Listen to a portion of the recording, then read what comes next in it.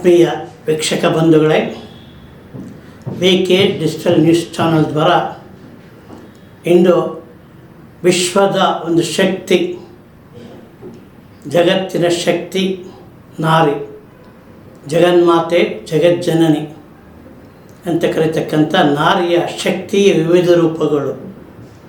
ಸಾಮಾನ್ಯವಾಗಿ ಈ ಒಂದು ಭಾರತ ದರ್ಶನ ಮಾಲಿಕೆ ಈ ಕಾರ್ಯಕ್ರಮದಲ್ಲಿ ನಾರಿ ಶಕ್ತಿ ವಿಶ್ವಕ್ಕೆ ಎಷ್ಟು ಪ್ರಾಮುಖ್ಯತೆ ಇದೆ, ವಿಶ್ವದ ಆಗು ಹೋಗುಗಳ ಒಂದು ಕಾರಣವೇ ನಾರಿ. ಪ್ರಪಂಚದ ಎಲ್ಲ ಶಕ್ತಿಗಳ ಮೂಲವೇ ಸ್ತ್ರೀ. ಈ ಸ್ತ್ರೀ ಶಕ್ತಿಯ ಬಗ್ಗೆ, ನಾರಿ ಶಕ್ತಿಯ ಬಗ್ಗೆ ಕೆಲವು ಮಾಹಿತಿಗಳನ್ನು ನಿಮ್ಮ ಮುಂದೆ ಹಂಚ್ಕೊತಾ ಇದ್ದೀನಿ. ನಾನು ಯಲಹಂಕದ KS ವಿಜಯಕುಮಾರ್. ವಿಶ್ವ ಮಹಿಳಾ ದಿನಾಚರಣೆ ಅಂಗವಾಗಿ ಈ ಒಂದು ಕಾರ್ಯಕ್ರಮ ಹಮ್ಮಿಕೊಳ್ಳಲಾಗಿದೆ. ಈ ಕಾರ್ಯಕ್ರಮದ ಮೂಲಕ ನಮ್ಮ ದೇಶದ, ವಿಶ್ವದ ಪ್ರಮುಖ ವಿಶ್ವ ನಾರಿ ಶಕ್ತಿಯ ಬಗ್ಗೆ ಅರಿಯೋಣ. ಸುಮಾರು 100 ವಿಶ್ವ ನಾರಿ ಸಾಧಕಿಯರ ಕುರಿತು ಮಾತಾಡೋಕ್ಕೆ ಇಷ್ಟಪಡ್ತಾ ಇದ್ದೀನಿ. ಯಾಕೆ ಕಾರಣ ಅಂದರೆ, ಇವತ್ತು ನಮ್ಮ ಅಮೇರಿಕಾದಲ್ಲಿ ಆಗ್ತಕ್ಕಂಥ ಒಂದು ಯುದ್ಧ ಪರಿಣಾಮ ಚಿಂತೆಗೀಡಾಗಿದೆ. ಅಮೇರಿಕಾತನದ ಒಂದು ಸರ್ವಾಧಿಕಾರ ಮನೋಭಾವ ಮತ್ತು ವಿಶ್ವವನ್ನು ದುಃಖಕ್ಕೆ, ಚಿಂತೆಗೆ ಈಡು ಮಾಡಿದೆ. ಇರಾಕ್ ಯುದ್ಧ, ಇರಾನ್ ಯುದ್ಧ, ಇಸ್ರೇಲ್ ಈ ಒಂದು ಯುದ್ಧ ಸರ್ವನಾಶಕ್ಕೆ ಕೊಂಡೊಯ್ತದೆ. 10 ದಿನಗಳಾಗಿದೆ. ಈ 10 ದಿನಗಳ ಯುದ್ಧದಲ್ಲಿ ಸಾವಿರಾರು ಜನ ಸಾವನ್ನು ಹೊಂದಿದ್ದಾರೆ, ಲಕ್ಷಾಂತರ ಜನ ನಿರಾಶ್ರಿತರಾಗಿದ್ದಾರೆ, ಅನೇಕ ಅಂಗವಿಕಲರಾಗಿದ್ದಾರೆ, ಸಾಂಕ್ರಾಮಿಕ ರೋಗಗಳು ಉತ್ಪತ್ತಿಯಾಗತ್ತೆ. ಇಂದು ಇಡೀ ವಿಶ್ವವೇ ಒಂದು ದುಃಖದ ವಾತಾವರಣದಲ್ಲಿ, ಆತಂಕದ ವಾತಾವರಣದಲ್ಲಿದೆ. ಇಂತಹ ಸಮಯದಲ್ಲಿ ನಾವುಗಳು, ಸಮಸ್ತ ನಾಗರಿಕರು, ಎಲ್ಲ ಧರ್ಮದವರು ಕೂಡ ವಿಶ್ವ ಶಾಂತಿಗಾಗಿ ಪ್ರಾರ್ಥನೆ ಸಲ್ಲಿಸಬೇಕು. ವಿಶ್ವದಲ್ಲಿ ಶಾಂತಿ ಮೂಡಬೇಕು. ಜೀವಿಸುವುದು ಮಾನವನ ಹಕ್ಕು. ಆ ಜೀವಿಸುವ ಹಕ್ಕನ್ನು ಯಾರೂ ಕಸಿಯುವಾಗಿಲ್ಲ, ಬಲವಂತವಾಗಿ ಕೊಲೆ ಮಾಡುವ ಒಂದು ಪ್ರವೃತ್ತಿ ಏನಾಗ್ತದೆ ಯುದ್ಧದಲ್ಲಿ ತುಂಬ ಕಳವಳಕಾರಿಯಾಗಿದೆ. ಇಂಥ ಸಮಯದಲ್ಲಿ ಎಲ್ಲ ಧರ್ಮದ ಮುಖಂಡರು, ಎಲ್ಲ ರಾಜಕೀಯ ನಾಯಕರು, ಪ್ರತಿಯೊಬ್ಬ ನಾಗರಿಕರು ತಮ್ಮ ಅಂತರಂಗದ ಪ್ರಾರ್ಥನೆಯನ್ನು ಸಲ್ಲಿಸುವುದರ ಮೂಲಕ ವಿಶ್ವ ಶಾಂತಿಗೆ ನಾವು ಪ್ರಯತ್ನ ಪಡೋಣ ಅಂತ ಒಂದು ಮೊಟ್ಟ ಮೊದಲ ಮನವಿ. ಸಾಮಾನ್ಯವಾಗಿ ಭಾರತದಲ್ಲಿ ಜಗತ್ತಿನ ಶಕ್ತಿ ತಾಯಿ. ಆ ತಾಯಿ ಪ್ರತಿಯೊಬ್ಬರ ಒಂದು ಮೊದಲ ಗುರು ತಾಯಿ ಇದೆ. ನಾವು ಹುಟ್ಟುವಾಗ ತಾಯಿಯ ಮಡಿಲಲ್ಲಿ ಬೆಳಿತೀವಿ. ತಾಯಿಯೇ ನಮಗೆ ಮೊದಲ ಗುರು. ಇಂತಹ ತಾಯಿ ವೇದಗಳನ್ನು ಕೂಡ ತಾಯಿ ಅಂತ ಕರಿತೀವಿ, ಗೋವನ್ನು ತಾಯಿ ಅಂತ ಕರಿತೀವಿ, ಭೂಮಿಯನ್ನು ಭೂತಾಯಿ ಅಂತ ಕರಿತೀವಿ, ವೃಕ್ಷಗಳನ್ನು ವೃಕ್ಷ ಮಾತೆ ಅಂತ ಕರಿತೀವಿ. ಹೀಗೆ ಧಾರ್ಮಿಕದ ಒಂದು ಚಿಂತನೆಯಲ್ಲಿ ನಾವು ಮೊದಲು ಅದನ್ನು ಯೋಚನೆ ಮಾಡ್ತಾಯಿದ್ದೀನಿ. ಸಾಮಾನ್ಯವಾಗಿ ಬೌದ್ಧ ಧರ್ಮ, ಈ ಬೌದ್ಧ ಧರ್ಮದ ಸ್ಥಾಪಕ ಗೌತಮ ಬುದ್ಧ. ಈ ಗೌತಮ ಬುದ್ಧನ ಒಂದು ತಾಯಿ ಹೆಸರು ಮಾಯಾದೇವಿ ಅಂತ. ಜೈನ ಧರ್ಮ, ಈ ಜೈನ ಧರ್ಮದ ಮಹಾವೀರರು, ಇವರ ತಾಯಿ ತ್ರಿಷಾದೇವಿ ಅಂತ. ಸಿಖ್ ಧರ್ಮ, ಗುರುನಾನಕರ ಒಂದು ಧರ್ಮ ಇದು, ಇಲ್ಲಿ ತೃಪ್ತಾದೇವಿ ಅಂತ. ಮತ್ತು ಕ್ರೈಸ್ತ ಧರ್ಮ, ಯೇಸು ಕ್ರಿಸ್ತ, ಇವರ ತಾಯಿ ಹೆಸರು ಮರಿಯ.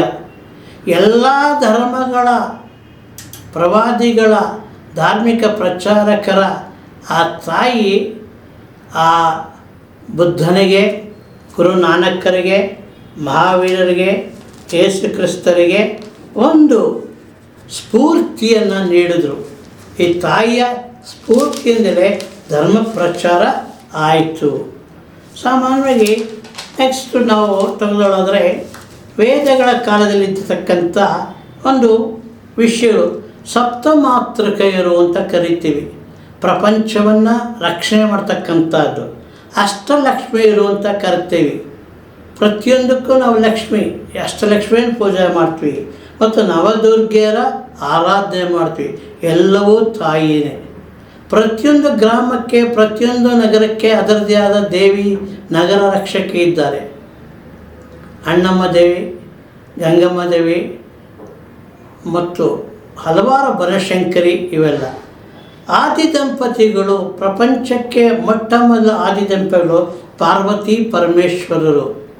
ಪಾರ್ವತಿ ಶಕ್ತಿ, ಪರಮೇಶ್ವರ ಶಕ್ತಿ ಮತ್ತು ಲಕ್ಷ್ಮೀನಾರಾಯಣ ಮತ್ತು ಸರಸ್ವತಿ ಬ್ರಹ್ಮ. ನಾವು ನದಿಗಳನ್ನು ಕೂಡ ತಾಯಿಯ ರೂಪದಲ್ಲೇ ಹೇಳ್ತೀವಿ. ಗಂಗಾ ನದಿ ನಮ್ಮ ಎಲ್ಲ ಪಾಪಗಳನ್ನು ತೊಳಿತಕ್ಕಂಥ ನದಿ ಇದ್ದರೆ ಅದು ಗಂಗಾ ನದಿ. ನಾವು ಗಂಗಾ ನದಿಗೆ ಹೋಗದೇ ಇದ್ದರೂ ಕೂಡ ನಮ್ಮ ಅಸ್ಥಿಯನ್ನು ಗಂಗೆಯಲ್ಲಿ ವಿಸರ್ಜನೆ ಮಾಡಿದ ನದಿಯಲ್ಲಿ ಲೋಕದ ಪಾಪ ಹೋಗುತ್ತೆ. ನಮ್ಮ ಮಾಡಿದ 7 ಜನ್ಮದ ಪಾಪ ಹೋಗುತ್ತೆ. ಅಂತಹ ಗಂಗಾ ತಾಯಿ ನಮ್ಮ ತಾಯಿ ಅಂತ ಕರಿತೀವಿ. ಯಮುನಾ ನದಿ ಇದೆ, ಸರಸ್ವತಿ ಇದೆ, ಗೋದಾವರಿ, ತುಂಗಭದ್ರಾ, ಕಪಿಲ, ಕಾವೇರಿ, ಕೃಷ್ಣ, ನರ್ಮದಾ, ಸರಿಯೂ ನದಿ. ಹೀಗೆ ನದಿಗಳ ರೂಪದಲ್ಲಿ ನಾವು ತಾಯಿಯನ್ನು ಕಾಣ್ತಾ ಇದ್ವಿ. ಜಲದೇವತೆ, ಜೀವಬಿಂದು ಇದು ಕೂಡ ತಾಯಿಯೇ ಆಗಿದ್ದಾರೆ. ಮತ್ತು ಕರ್ನಾಟಕದ ಒಂದು ಮಾತೆ, ನಾವು ಕರ್ನಾಟಕ ಮಾತೆ ಅಂತೀವಿ. ಭಾರತವನ್ನು ಭಾರತ ಮಾತೆ ಅಂತ ಕರಿತೀವಿ. ಭೂದೇವಿ, ಶ್ರೀದೇವಿ ಕರಿತೀವಿ. ಹೀಗೆ ನಮ್ಮಲ್ಲಿ ಒಂದೊಂದು ಕೂಡ ಒಂದು ತಾಯಿಯ ರೂಪದಲ್ಲೇ ಮಾಡ್ತೀವಿ. ವೃಕ್ಷವನ್ನು ವೃಕ್ಷ ಮಾತೆ, ಭಗವದ್ಗೀತೆನ ಗೀತಾ ಮಾತೆ ಅಂತ ನಾವು ಕರೀತಾ ಇರ್ತೀವಿ. ಮತ್ತು ಪೌರಾಣಿಕ ಹಿನ್ನೆಲೆಯ ಸೀತಾದೇವಿ ತಾಳ್ಮೆಗೆ ಪ್ರತಿರೂಪ. ಎಷ್ಟೇ ಹಿಂಸೆ ಆದರೂ ಕೂಡ ತಾಳ್ಮೆಯಿಂದ ಜೀವನ ಮಾಡ್ತಾರೆ. ಮತ್ತು ದ್ರೌಪದಿ ಹೋರಾಟದ ಬದುಕು. ದ್ರೌಪದಿಯ ಜೀವನ ನಾವು ನೋಡಿದರೆ ಹೋರಾಟದ ಬದುಕು. ಸಾಮಾನ್ಯವಾಗಿ ಒಂದು ಅವಮಾನ ಆದಾಗ ಹೋರಾಟ. ನಮ್ಮ ಯಾವುದೇ ಇತಿಹಾಸ ತೊಗೊಳ್ಳಿ, ರಾಮಾಯಣಕ್ಕೆ ಮೂಲನೇ ಕೈಕೇಯಿ. ದಶರಥ ಮಹಾರಾಜನ ಒಂದು ಸಾರಥಿಯಾಗಿ ಆ ದಶರಥ ಮಹಾರಾಜನ ಸಹಾಯ ಮಾಡೋದಕ್ಕೆ 3 ವರಗಳ ದಶರಥ ಮಹಾರಾಜ ಕೊಟ್ಟಿರ್ತಾರೆ. ಆ 3 ವರಗಳೇ ರಾಮಾಯಣಕ್ಕೆ ಕಾರಣ. ಮತ್ತು ಕೃಷ್ಣನಿಗೂ ಕೂಡ ಸಾರಥಿಯಾಗಿ ಈ ನಮ್ಮ ಸತ್ಯಭಾಮೆ ಹೋಗಿರ್ತಾರೆ. ಕೃಷ್ಣನಿಗೆ ರಾಕ್ಷಸನ ಯುದ್ಧಕ್ಕೆ ಪ್ರತಿಯೊಂದು ಕೂಡ ನಮ್ಮ ಸ್ತ್ರೀಯರೇ, ಆ ಸ್ತ್ರೀಯರಿಗೆ ಆದ ಒಂದು ಶಕ್ತಿ ರೂಪ. ಮತ್ತು ಮಂಡೋದರಿ, ರಾವಣನ ಹೆಂಡತಿ ಮಂಡೋದರಿ ನೀತಿವಂತೆ. ಗಂಡ ಎಷ್ಟೇ ಆದರೂ ಕೂಡ ನೀತಿಯನ್ನು ಬಿಡಲಿಲ್ಲ. ಮತ್ತು ನಮ್ಮ ಒಂದು ಕುಂತಿ, ಒಂದು ಮಾತೃಶಕ್ತಿ.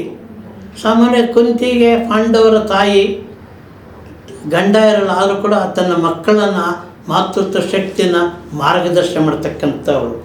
ಮತ್ತು ಅಹಲ್ಯೆ, ಈಕೆ ನಮ್ಮ ಯುವದ ಆಂತರಿಕ ಶಕ್ತಿ. ಮತ್ತು ಉಲೂಚಿ ಸ್ವತಂತ್ರವತಿ. ಸಾವಿತ್ರಿ ಸಾವನ್ನೇ ಮುಂದೂಡ್ತಾಳೆ ಗಂಡನಿಗೋಸ್ಕರ. ಆ ಶಕ್ತಿ ಸಾವಿತ್ರಿಯಲ್ಲಿತ್ತು. ಗಾರ್ಗಿ ತತ್ವಜ್ಞಾನಿ, ವೇದಕಾಲದ ವಿದ್ವಾಂಸೆ. ಮತ್ತು ಮೀರಾಬಾಯಿ ಭಕ್ತಿ ಪಂಥ. ಅನಸೂಯ, ದತ್ತಾತ್ರೇಯ ಇವರೇ. ಹೀಗೆ ಪತಿವ್ರತಿಯರು, ಪಂಚಪತಿವ್ರತಿದ್ದರೆ ಯಾರು ಅಂದರೆ ಅಹಲ್ಯ, ದ್ರೌಪದಿ, ಸೀತಾ, ತಾರಾ, ಮಂಡೋದರಿ ಇವರು ಪಂಚ ಪತಿವ್ರತಿಯರು. ಹೀಗೆ ನಮ್ಮ ನಾರಿ ಶಕ್ತಿ ತುಂಬ ಮಹತ್ವವಾಗಿದೆ. ಮತ್ತು ಶಂಕರಾಚಾರ್ಯರ ತಾಯಿ ಆರ್ಯಾಂಬೆ, ರಾಮಾನುಜರ ತಾಯಿ ಹೆಸರು ಕಾಂತಿಮಣಿ, ಮಧ್ವಾಚಾರ್ಯರ ತಾಯಿ ಹೆಸರು ವೇದವತಿ, ರಾಘವೇಂದ್ರ ಸ್ವಾಮಿಗಳ ತಾಯಿ ಗೋಪಿಕಾಂಬೆ, ಪುರಂದರದಾಸರ ತಾಯಿ ರುಕ್ಮಿಣೀಬಾಯಿ, ಕನಕದಾಸರ ತಾಯಿ ಬಚ್ಚಮ್ಮ, ವ್ಯಾಸರಾಜರ ತಾಯಿ ಸೀತಾಬಾಯಿ, ಶ್ರೀ ಬಸವೇಶ್ವರ ತಾಯಿ ಮಾದಲಾಂಬಿಕೆ, ಸ್ವಾಮಿ ವಿವೇಕಾನಂದರ ತಾಯಿ ಭುವನೇಶ್ವರಿ, ಛತ್ರಪತಿ ಶಿವಾಜಿ ತಿದ್ದಿ ಜೀಜಾಬಾಯಿ. ಹೀಗೆ ಈ ತಾಯಿಯರ ಪ್ರೇರಣೆಯಿಂದಲೇ ಧರ್ಮ ಕರ್ಮ ಉಳಿದಿದೆ, ಭಾರತ ಉಳಿದಿದೆ. ಇಂತಹ ಒಂದು ಮಹತ್ವವಾದ ಕೆಲಸಗಳು ಆಗಿದೆ. ಮತ್ತು ವಿಶೇಷವಾಗಿ ನಾವು ನೋಡೋದಾದರೆ ಎಲ್ಲ ಕ್ಷೇತ್ರಗಳಲ್ಲಿ ಕೂಡ ಈ ನಮ್ಮ ಸ್ತ್ರೀಯರು ಬಂದಿದ್ದಾರೆ. ರಾಜಕೀಯ ಕ್ಷೇತ್ರದಲ್ಲಿ ಭಾರತದ ರಾಷ್ಟ್ರಪತಿಗಳಾಗಿ ಪ್ರತಿಭಾವಿ ದೇವಿ ಸಿಂಗ್ ಪಾಟೀಲ್, ಸದ್ಯ ಈಗ ದ್ರೌಪದಿ ಮುರ್ಮು ಅವರಿದ್ದಾರೆ.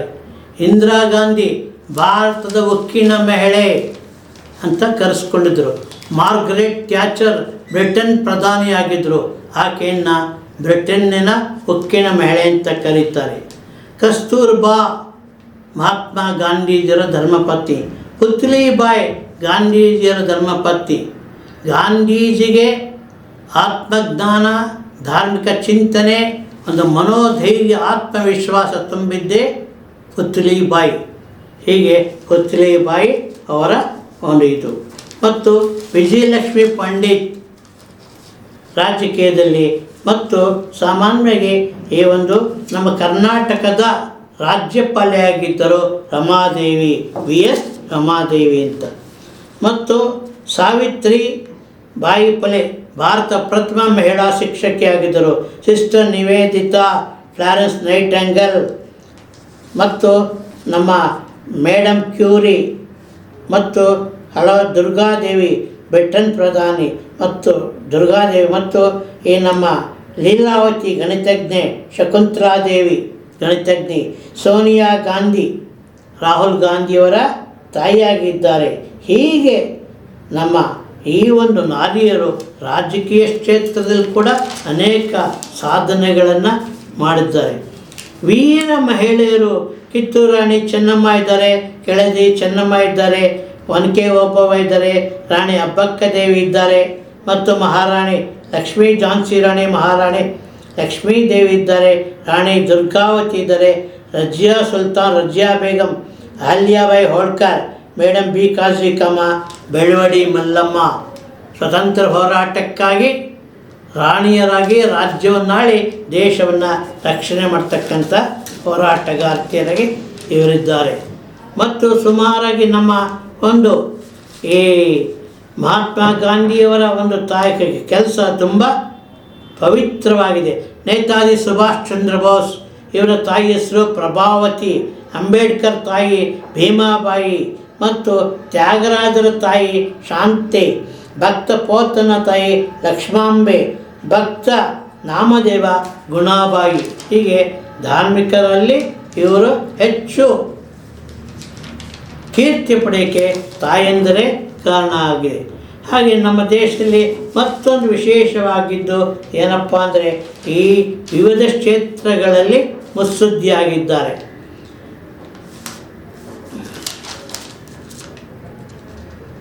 ಸಿ ವಿ ರಾಮನ್ ಅವರ ತಾಯಿ ವಿಜ್ಞಾನಿ ತಾಯಿ ಪಾರ್ವತಿ ಅಮ್ಮಾಳ್, ಅಕ್ಕ ಮಹಾದೇವಿ ತಾಯಿ ಸುವತಿ, ಜವಾಹರ್ಲಾಲ್ ನೆಹರು ತಾಯಿ ಸ್ವರೂಪ ರಾಣಿ. ಹೀಗೆ ಡಾಕ್ಟರ್ ಎಸ್ ರಾಧಾಕೃಷ್ಣನ್ ಅವರ ತಾಯಿ ಹೆಸರು ಸೀತಮ್ಮ, ಡಾಕ್ಟರ್ ವಿಶ್ವೇಶ್ವರಯ್ಯ ವಿಶ್ವೇಶ್ವರಯ್ಯ ವೆಂಕಟಲಕ್ಷ್ಮಮ್ಮ, ಇಂದಿರಾ ಗಾಂಧಿಯವರ ತಾಯಿ ಕಮಲಾ ನೆಹರು. ಹೀಗೆ ಪ್ರಸಿದ್ಧಿಯಾಗಿದ್ದಾರೆ. ಮತ್ತು ಈ ನಮ್ಮ ಪ್ರತಿಯೊಂದು ಕಾಲದಲ್ಲೂ ಕೂಡ ಈ ತಾಯಂದಿರ ಪಾತ್ರವೇ ಹೆಚ್ಚಾಗಿದೆ. ಮತ್ತು ಮಹರ್ಷಿ ಅರವಿಂದರ ತಾಯಿ ಸ್ವರ್ಣಲತಾದೇವಿ ಮತ್ತು ಭಗವಾನ್ ರಮಣ ಮಹರ್ಷಿಗಳ ತಾಯಿ ಅಳಗಮ್ಮ, ಮಹರ್ಷಿ ಯಾಜ್ಞವಲ್ಕರ ತಾಯಿ ಸುನಂದಮ್ಮ, ಸ್ವಾಮಿ ದಯಾನಂದ ಸರಸ್ವತಿಯವರ ತಾಯಿ ಅಮೃತಾಬಾಯಿ. ಹೀಗೆ ಈ ತಾಯಂದಿರದಿಂದಲೇ ಧಾರ್ಮಿಕವಾಗಿ ಭಾರತ ಉಳಿದಿದೆ, ಭಾರತ ಉಳಿಯೋಕ್ಕೆ ಆಗಿದೆ. ಪಾಲ್ಕೆ ಪ್ರಶಸ್ತಿ ವಿಜೇತರು ಚಲನಚಿತ್ರದ ಪಾಲ್ಕೆ ದೇವಿಕಾ ರಾಣಿ ಇದ್ದಾರೆ ಮತ್ತು ಸುಲೋಚನಾ ಇದ್ದಾರೆ ಮತ್ತು ಲತಾ ಮಂಗೇಶ್ಕರ್ ಇದ್ದಾರೆ, ಆಶಾ ಭೋಸ್ಲೆ ಇದ್ದಾರೆ, ಆಶಾ ಪರೀಕ್ ಇದ್ದಾರೆ. ಭಾರತ ರತ್ನ ಪುರಸ್ಕೃತರಲ್ಲಿ ಮದರ್ ತೆರೇಸಾ, ಎಂ.ಎಸ್. ಸುಬ್ಬಲಕ್ಷ್ಮಿ, ಇಂದಿರಾ ಗಾಂಧಿ, ಲತಾ ಮಂಗೇಶ್ಕರ್ ಇವರು ಭಾರತ ರತ್ನ ಪುರಸ್ಕೃತ ಮಹಿಳೆಯರು. ಜ್ಞಾನಪೀಠ ಪುರಸ್ಕೃತ ಆಶಾಪೂರ್ಣದೇವಿ, ಮಹಾದೇವಿ ವರ್ಮಾ, ಅಮೃತಾ ಪ್ರೀತಮ್ ಮತ್ತು ಮಹಾಶ್ವೇತಾದೇವಿ. ಹೀಗೆ ಇಂದಿರಾ ಗೋಸ್ವಾಮಿ, ಪ್ರತಿಭಾರೆ ಇವರು ನಮ್ಮ ಜ್ಞಾನಪೀಠ ಪುರಸ್ಕೃತ ಮಹಿಳೆಯರಾಗಿದ್ದಾರೆ. ಹೀಗೆ ಜ್ಞಾನಪೀಠ ಪುರಸ್ಕೃತರಲ್ಲಿದ್ದಾರೆ ಮತ್ತು ಎಲ್ಲ ಒಂದು ಸಮಯ ಸಂದರ್ಭಗಳಲ್ಲಿ ಹೆಚ್ಚು ಹೆಸರನ್ನು ಪಡೆದಿದ್ದಾರೆ. ಮತ್ತು PT ಉಷಾ ಚಿನ್ನದ ಹುಡುಗಿ ಅಂತ ಕರ್ತಾರೆ, ಒಲಿಂಪಿಕ್ ಪದಕ ವಿಜೇತೆ. PV ಸಿಂಧು, ರುಕ್ಮಿಣಿ ದೇವಿ ಅರಂಡಾಳ್ ಈಕೆ ಸಂಗೀತ ಕ್ಷೇತ್ರದ ಸಾಧಕಿ. ಬಾಲ ಸರಸ್ವತಿ ಭರತನಾಟ್ಯ ಪ್ರವೀಣೆ. ನಾನಿ ಬಾಲಾದೇವಿ ಸ್ವತಂತ್ರ ಹೋರಾಟಗಾರ್ತಿ. ಕಮಲಾದಾಸ್ ಇಂಗ್ಲಿಷ್ ಭಾಷಾ ಲೇಖಕಿಯಾಗಿ ಅವರ ಕೆಲಸವನ್ನು ಮಾಡಿದ್ದಾರೆ. ಪ್ರತಿಯೊಂದು ಕ್ಷೇತ್ರದಲ್ಲೂ ಕೂಡ ಅದರದ್ದೇ ಆದ ಒಂದು ಮಹತ್ವವನ್ನು ಹೊಂದಿದ್ದಾರೆ. ಮತ್ತು ಈ ನಮ್ಮ ಸುನಿತಾ ವಿಲಿಯಂ ಬಾಹ್ಯಾಕಾಶದಲ್ಲಿ ಓಡಾಡಿದ ಮಹಿಳೆ. ಮತ್ತು ನೀಲ ಆರ್ಯ ಇರತಕ್ಕಂಥವರು ಮಹಿಳಾ ಗೂಢಚಾರಣಿ. ಭಾರತದ ಸ್ವತಂತ್ರ ಹೋರಾಟದ ಸುಭಾಷ್ ಚಂದ್ರ ಬೋಸರ ಅನುಯಾಯಿ. BMTC ಮೊದಲ ಡ್ರೈವರ್ ಪ್ರೇಮ ನರಹಟ್ಟಿ. ಮತ್ತು ಪ್ರೇಮ ಕಾರಂತ್ ಚಿತ್ರದ ಮೊದಲ ನಿರ್ದೇಶಕರು. ಹಾಗೆ ಸರಳತಾ ಠಾಕೂರ್ ರಾವ್ ಮಹಿಳಾ ಪೈಲಟ್. ಭಾರತದ ಮಹಿಳಾ ಪೈಲಟ್ ಸರಳತಾ ಠಾಕೂರ್. ಮೇರಿ ಕ್ಯೂರಿ ಪರಮಾಣು ವಿಜ್ಞಾನಿ ಆಗಿದ್ದಾರೆ. ಮತ್ತು ಮೂರಾ ಸಾಕಿ ಶಿಡುವು ಈಕೆ ಇತಿಹಾಸಕಾರ, ಕಾದಂಬರಿ ಕರ್ತರೆಯಾಗಿದ್ದಾರೆ. ಮತ್ತು ಆನಂದಬಾಯಿ ಜೋಶಿ ಮೊದಲ ಮಹಿಳಾ ವೈದ್ಯೆಯಾಗಿದ್ದರೆ. ಭಾರತದ ಮೊದಲ ವೈದ್ಯೆ ಆನಂದಬಾಯಿ ಜೋಶಿ. ಹೀಗೆ ನಮ್ಮ ಮಹಿಳೆಯರು ಹೆಚ್ಚು ಕಾಲ ಹೆಚ್ಚು ಸಾಧನೆಯನ್ನು ಮಾಡಿದ್ದಾರೆ. ಈ ಸಾಧನೆಯ ಮೂಲಕ ನಮ್ಮ ದೇಶವನ್ನು ಜನತೆಯನ್ನು ರಕ್ಷಣೆ ಮಾಡಿದ್ದಾರೆ.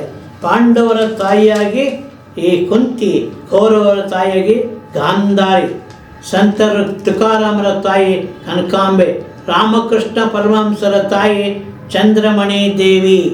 ಹೀಗೆ ಪ್ರತಿಯೊಬ್ಬ ಧಾರ್ಮಿಕ ನಾಯಕರ ಒಂದು ಇತಿಹಾಸ ನೋಡಿದ್ರೆ ಆ ತಾಯಿಯ ಪಾತ್ರವೇ ಹೆಚ್ಚು. ಆ ತಾಯಿಯ ಪಾತ್ರದಿಂದಲೇ ಅವರು ಮುಂದೆ ಬಂದಿದ್ದಾರೆ. ಹೀಗೆ ಫ್ಲಾರೆನ್ಸ್ ನೈಟಿಂಗೇಲ್ ಇರೋದು ಮತ್ತು ಮಾರ್ಗರೆಟ್ ಥ್ಯಾಚರ್, ಹೀಗೆ ಮೇಧಾ ಪಾಟ್ಕರ್ ಶ್ರೇಷ್ಠ ಇತಿಹಾಸಕಾರರಾಗಿದ್ದಾರೆ. ಸ್ವತಂತ್ರ ಒಂದು ಹೋರಾಟಗಾರ್ತಿಯಾಗಿದ್ದಾರೆ. ಭಾರತದ ನಾರಿಯರಿಂದಲೇ ಜಗತ್ತು ಇಂದು ಉಳಿದಿದೆ. ಆ ನಾರಿ ಶಕ್ತಿ ಅಮೋಘವಾಗಿದೆ. ಇಂಥ ಅಮೋಘವಾದ ಶಕ್ತಿಯಿಂದ ನಾವು ನಮ್ಮ ಜೀವನವನ್ನು ನಡೆಸ್ತಾ ಇದ್ದೀವಿ. ಭಾರತದ ಪ್ರತಿಯೊಂದು ನಾರಿ ಕೂಡ ಅತ್ಯಂತ ಹೆಸರುವಾಸಿಯಾಗಿದ್ದಾರೆ. ಭಾರತದ ಸುಪ್ರೀಂ ಕೋರ್ಟಿನ ನ್ಯಾಯಮೂರ್ತಿಯಾಗಿ ಮೀರಾ ಸಾಹಿಬಾ ಫಾತಿಮಾ ಬಿಬಿ.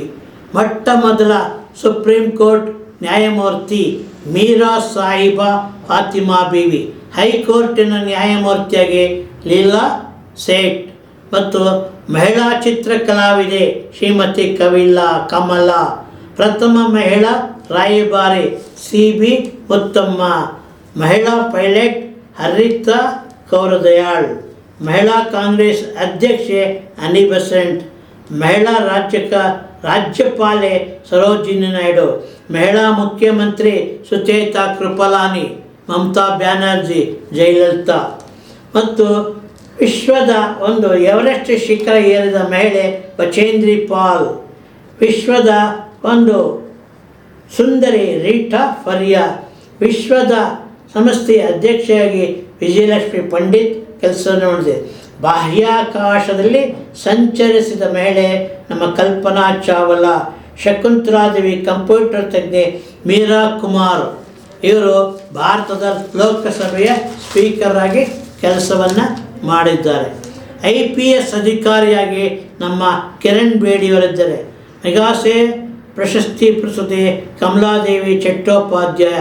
ಕಾರು ಚಲಾಯಿಸಿದ ಮೊಟ್ಟ ಮೊದಲ ಮಹಿಳೆ ಸುಜನಾ ಟಾಟಾ.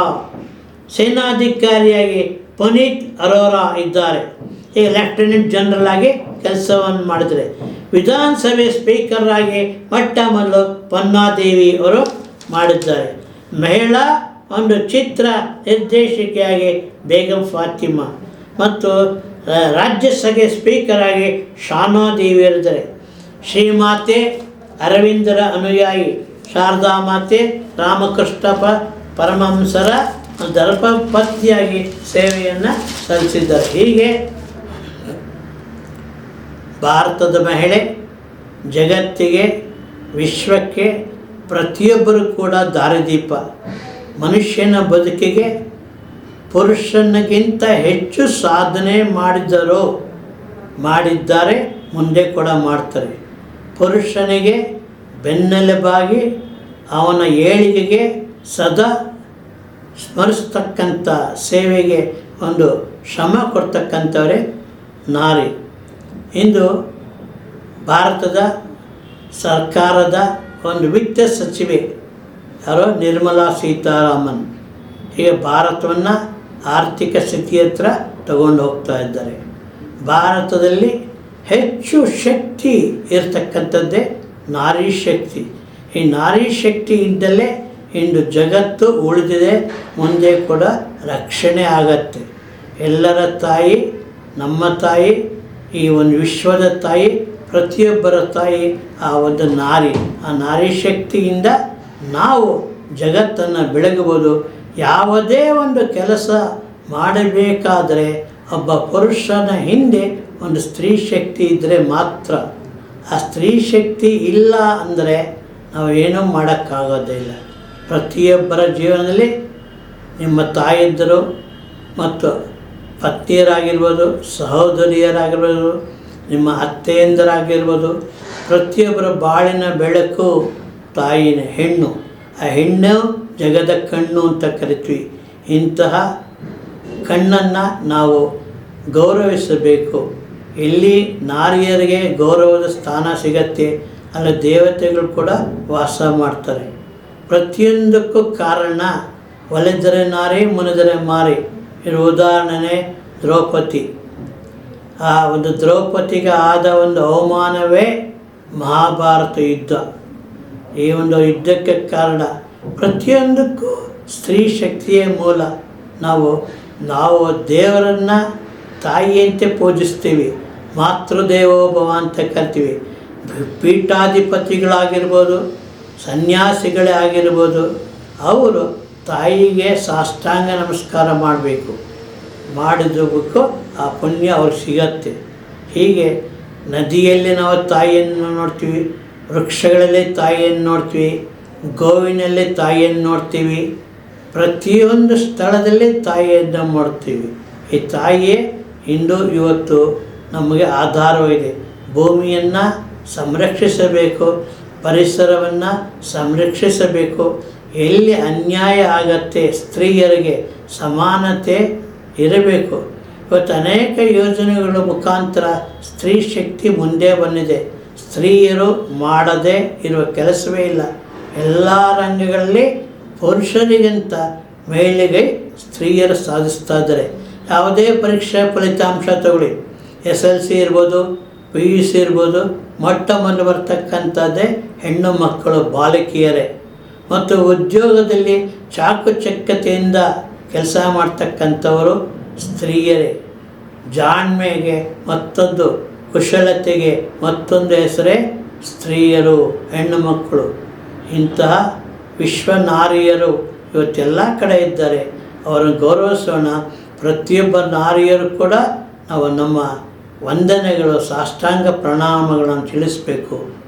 ಈ ಒಂದು ಕಾರ್ಯಕ್ರಮವನ್ನು ವೀಕ್ಷಿಸಿದ ಪ್ರತಿಯೊಬ್ಬರು ಕೂಡ ತಾವು ತುಳಸಿ ಕೂಡ ಕೃಷ್ಣನಿಗೆ ಪೂಜೆ ಇಲ್ಲದೆ ನಾವು ತುಳಸಿ ಇಲ್ಲದೆ ಪೂಜೆ ಮಾಡೋದಿಲ್ಲ. ಶ್ರೀನಿವಾಸ ದೇವರು, ಪದ್ಮಾವತಿ ಎಲ್ಲವೂ ಕೂಡ ದೇವರ ರೂಪವೇ ಆಗಿದೆ. ಹೀಗೆ ವೃಕ್ಷಗಳಲ್ಲಿ, ನದಿಗಳಲ್ಲಿ, ಪ್ರಾಣಿಗಳಲ್ಲಿ ದೇವರನ್ನು ಕಾಡ್ತೀವಿ. ಕಂಚಿ ಕಾಮಾಕ್ಷಿ ಇರ್ಬೋದು, ಮಧುರೆ ಮೀನಾಕ್ಷಿ ಇರ್ಬೋದು, ಮತ್ತು ನಮ್ಮ ಒಂದು ಅನ್ನಪೂರ್ಣೇಶ್ವರಿ ಇರ್ಬೋದು, ಕೊಲ್ಲೂರು ಮೂಕಾಂಬಿಕೆ ಇರ್ಬೋದು, ಎಲ್ಲವೂ ತಾಯಿಯ ಸ್ವರೂಪವೇ.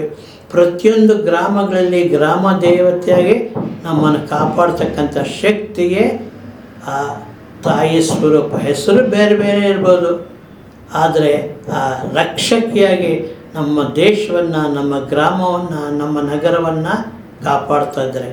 ಎಲ್ಲರೂ ಕೂಡ ಆ ತಾಯಿಗೆ ವಂದಿಸೋಣ, ಆ ದೇವತೆಗೆ ವಂದಿಸೋಣ. ನಮ್ಮ ಜನ್ಮವನ್ನು ಸಾರ್ಥಕಪಡಿಸಿಕೊಳ್ಳೋಣ. ತಾಯಿಗೆ ವಂದನೆ.